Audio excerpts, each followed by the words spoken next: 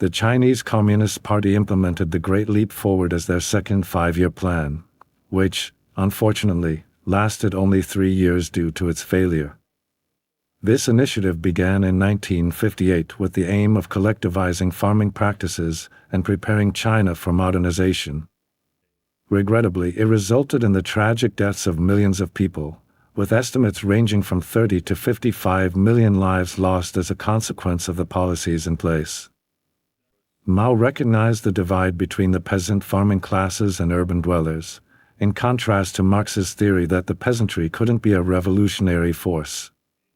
He sought to cultivate a revolutionary spirit among the vast population of Chinese peasant farmers, capable of fast-forwarding the steps needed to achieve a communist utopia.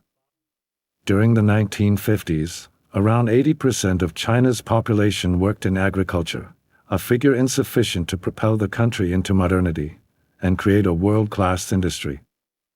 Comparisons were drawn with the Soviet Union, which started as a predominantly peasant society and eventually emerged as a global superpower, albeit at great cost. The slogan, "Today is our tomorrow," inspired the Chinese population, as Mao aimed not only to match but surpass the Soviet Union, considering it had strayed from the true path of communism.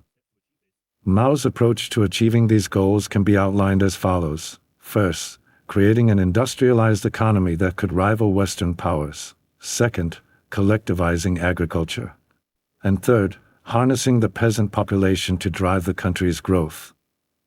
In January 1958, Mao unveiled the Great Leap Forward, encouraging the population to take charge of production and be proud of their output. Some peasants transitioned from agriculture to industrial production, with the expectation that the remaining farmers, using more effective methods, would compensate for their comrades' shift to the new small-scale industrialization experiments.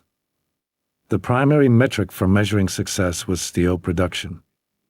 Mao aimed to mobilize the entire population to contribute to this effort. Backyard furnaces were constructed, and people were encouraged to produce steel through trial and error, rather than formal training. Unfortunately, the lack of guidance led to poor-quality steel, wasting useful items like farming tools. The demand for wood to fuel the furnaces resulted in mass deforestation and severe pollution. Policies intended to increase food production also backfired. One such policy was close planting, where crops were grown closely together to maximize yields on limited land. However, this practice often led to crop failures due to the competition for nutrients in the soil. Additionally, the belief that crops of the same species would cooperate instead of competing with each other resulted in further agricultural disasters. Another misguided policy was the Smash Sparrows campaign. Aimed at killing sparrows to prevent them from consuming grain, the Chinese government propagated the mass extermination of sparrows by encouraging the populace to shoot them, destroy their nests, or subject them to relentless harassment until they perished from exhaustion. Unfortunately, this practice led to a surge in insect populations as sparrows, which typically kept these pests in check, were significantly reduced. Locusts, in particular, wreaked havoc on the crops. The ecological imbalance exacerbated existing problems, and in July of 1958, the Yellow River, China's second-longest river, flooded, diverting numerous farm workers to focus on flood relief. The poorly conceived irrigation systems implemented as part of the Great Leap Forward may have contributed to the severity of the flooding. Subsequent severe droughts in 1959 further devastated harvests, making life even more arduous for struggling peasant farmers. Unequal resource distribution was perhaps the most significant factor contributing to the famine. Chairman Mao's infamous speech exemplified this approach, expressing the belief that resources should not be evenly distributed, as it would hinder industrial development. Instead, he argued that letting half the people starve to death would ensure the other half had enough to eat.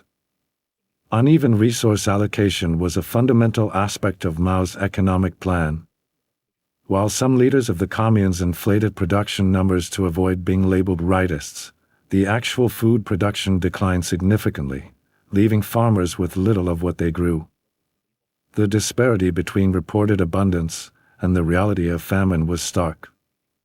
During the Great Leap Forward, any dissent or criticism was brutally suppressed. The anti-rightist campaign resulted in the deaths of hundreds of thousands of political prisoners who were deemed to be working against the state. The fear of punishment forced many commune leaders to inflate production figures to present a facade of success, despite millions facing starvation. As the famine persisted, life on the farms became unbearable, and many resorted to consuming unconventional food sources like grass, sawdust, leather, and even insects, cats, and rats. Unlike other famines, disease was not a significant factor in the death toll. The starving people truly died from lack of sustenance and malnutrition. Cannibalism was tragically reported in various provinces, highlighting the desperation of those affected. Mao was aware of the successes and failures of the Soviet Union's modernization attempts, and he chose to collectivize farms while disregarding the consequences seen in the Ukrainian famine. Only in 1960 did the state respond in a meaningful way, sending industrial workers back to the countryside and lifting restrictions on personal crop planting. However, by this time, the majority of the deaths had already occurred. Mao eventually acknowledged the failures of his policies and relinquished control to Deng Xiaoping and Liu Zhaoqi, who ended the disastrous distribution policies. Subsequent leadership changes and the Cultural Revolution in 1966 further shaped China's history. The unimaginable scale of death during the Great Leap Forward can hardly be comprehended. Unrealistic expectations, lack of support, and unequal distribution of resources in a communist state led to a catastrophic loss of life. The famine remained concealed from the world until China began to open up, and the staggering number of deaths might have been avoided had the state acted differently.